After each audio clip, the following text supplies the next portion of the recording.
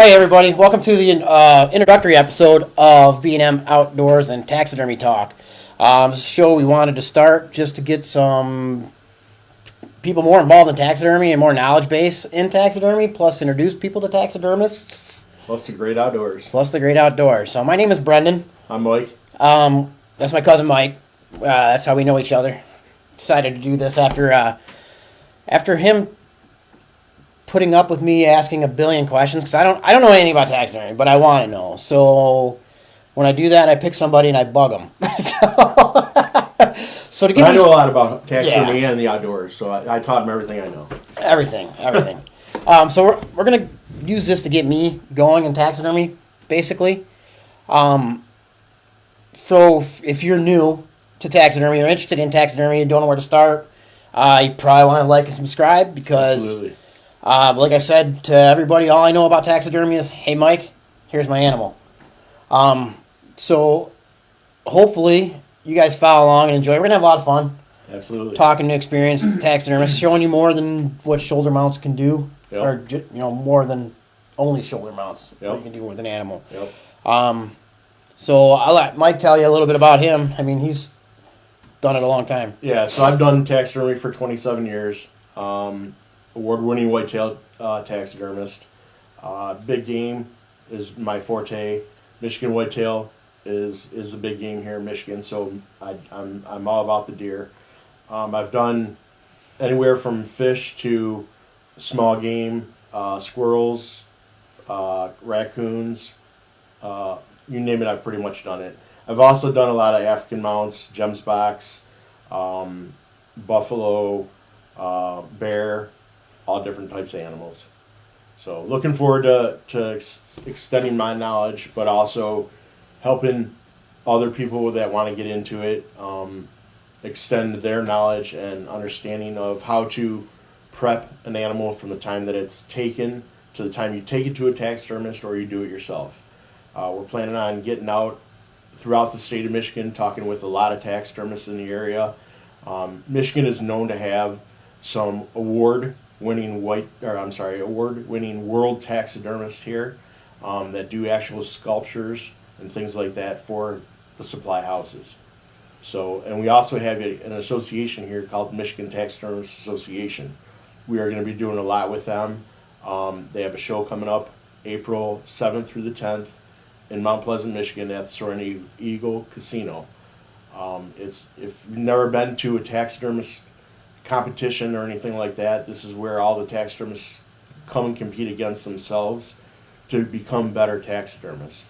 I'm on the board of the Michigan Taxidermist Association, so it's helped improve me as much as my knowledge.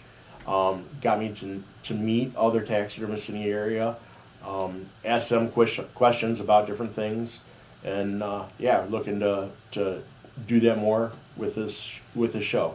So I was that's okay. That'll grow back. I went to the show in Grand Rapids with you. Yep. And there's amazing stuff for people that think narrowly, like it's only shoulder mounts Right. and a nice room of death you got with your dead animals. It's they can be beautiful pieces of art. Oh, absolutely. I mean, there's life size in motion habitat pieces that taxidermists put together, and there's a couple that come to my mind. I would love to talk about them, but the time that I would need a little bit of time. But just We'll get to them. yeah, we'll definitely get to it. Yeah. So that being said, we're gonna walk you through.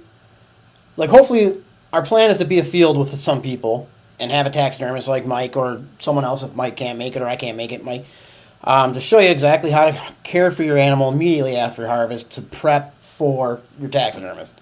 I gotta believe that's a big headache for taxidermists that stuff comes in caped wrong or your fish was frozen wrong. I don't know. I don't know enough about it. Yeah. So, I mean, the biggest thing about somebody doing right now, we're in deer season, we're in bow season still. The rut's in full swing, and some guys like to help the taxidermists out versus taking them to the butcher. They butcher them themselves, to save a couple extra bucks or whatever. And the biggest thing that a hunter does is be from the hind legs is where you want to cut it through the brisket area. But as they go around towards the top of the deer, they start cutting it up short. And that's what ruins a hide, because now that hide is too short at the top, and the taxidermist can't do anything with it. And we'll get into that. Yeah, And show we will, yep. live example. Yep. Actually, I think Yep. it may be a doe, but whatever. It's Yep. for sample Animals and purposes. ample, Yeah. yep. So what we plan on doing from beginning, intro to basic tools to advanced techniques, everything in between. We're going to visit supply houses. We'll get into pricing, furriers, tanning. I mean, the sky's the limit, and we're gonna try to touch base on all that, while at the same time walking me through certain projects that I have going on, because I know it's a process, so people can follow along and see. We're hoping to do 2 episodes a month. Yep. I think is what we're planning on, and then kind of going from there. So we don't want to eat into all of our outdoor time by recording. Right. Like, just selfish of us, I know, but we want to make it fun and, Yeah. and entertaining for you folks going forward. Again, we're going to be doing a lot with taxidermists, throughout the state. We're going to be live at the taxidermy show in April. We'll probably be live. There's a taxidermy meeting coming up. The Michigan Taxidermy Association is the MTA that I'll mention as a brief. If I say MTA, it's the Michigan Taxidermy Association. I'll be mentioning that. But we have a show or a meeting coming up in December. If you're interested in joining the Michigan Taxidermy Association, feel free. We have a real fun picnic for family and kids and everything. In the summer. Questions answered. sure. Anything. I'm sorry. we'll record that too. I'm Yeah, sure. absolutely. Yeah. I mean, it's a great association to be part of if you're into the outdoors and taxidermy. Sure. And so, if you want to have your mount featured on our Instagram page, Facebook, whatnot, send it to us. A picture of it, not the mount. I mean, the mount if you want, I'll take it. Yeah. I mean, there's wall room somewhere. With a brief description of your harvest area, how, Even who your taxidermist was. and we want it. Well, and we want to know who your taxidermist is, because we'll give them shouts out, and if you really like your work, there's no reason why not to share it. Absolutely. Correct. So we have a wild game dinner coming up. We're going to be at. I don't know if we'll be live from there. Probably not. Okay. The adult beverages will be flowing. Oh yeah. So, yeah. but also, if you have like a comedic, I know there's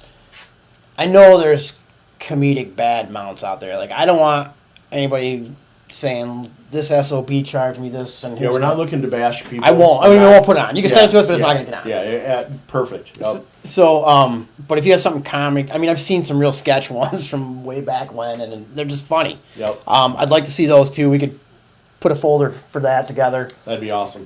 If you're a taxidermist and want to come on the show, by all means, reach out to us. We'd love to come interview you. My last series of show that I've done, I've traveled the country, so I'm not against going anywhere else to see stuff. I know there's already a couple out-of-state projects that I want to do. So at the time of COVID's cut everything kind of sketch. It's a weird time right now. Yeah, I know we're living through history. Yep. So, I won't even get to that. Anyway, won't get the gas prices. Anyway, so just reach out to us. We'd love to have you on. And I think even advanced taxidermists, with the amount of people we're going to talk to and the techniques and stuff we're going to learn, I don't think any taxidermist can't benefit from learning something new. Oh, no, like not maybe, at all. No. maybe like, oh man, I didn't know that. And that's where networking comes in. Absolutely. That was the whole point of me joining the MTA. I mean, I've been a member of the MTA since 96, 95, something like that. On and off, throughout the years, things change, life changes. But I have learned so much, and the people that are in the MTA, the members, the board members, the president, everybody. I mean, it's just it's a family type of association, and it's not where taxidermy used to be. The guy down the street, he's doing it for $100, and he wouldn't share any of his techniques or anything like that. And now we have where everybody's sharing techniques. A good friend of mine, him and I talk back and forth, and we use the same tannery. You know, and he picks stuff up for me. I pick stuff up for him. So it's a great thing. It's an interesting thing. You know, people look at it as, you know, you're dealing with dead animals and yada yada yada. It's really not. It's not all the blood and gore and everything like it's cracked up to be. Well, I mean, there are some things, but do you know why they use dead animals? It's tougher What's to that? do with live ones. yeah, right. yeah, So, so yeah, I mean, Yeah. and we're gonna get in. It's gonna be good stuff for sure. Absolutely. We're gonna have more fun than we probably are allowed. yep. So, Yep, we're looking forward to it. You know, we're looking to grow this with you know, support. yeah. So like and subscribe. There'll be a link somewhere down there, if not in the description. And come along for the ride, man. We're gonna keep it short this episode because I'm sure we'll drag on other ones. Yep. So Thank take you. care. Take care. Get out in the woods. Harvest some animals. Yeah. Good luck hunting. Yep. Good luck. Talk to Enjoy you this guys. great state. We'll see you guys soon. Thank you.